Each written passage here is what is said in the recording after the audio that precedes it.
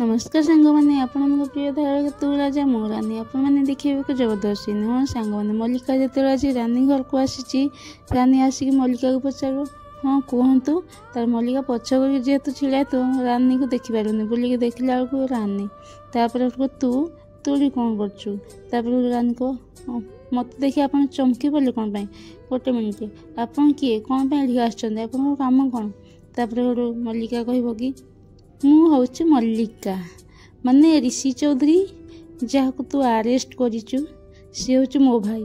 तापर रानी कह तुम भाई हो कि जी हो से मोर फरक कौन अच्छी सी भूल कर दंड पाइब तापर कह तू जहाँ एफआईआर देचु सी हूँ मो भाई तापर रानी कह हाँ तुम भाई हेल्ले मोर असुविधा कौन अच्छी तुम भाई जेहेतु दंड माने भूल कर दंड तो निहाती पाइबे एमती दंड पाइबे मल्लिका से केवे आशा कर कौ झील सहित एमती भूल के करेंगे जहाँकि सबुदिन पे से मन रखे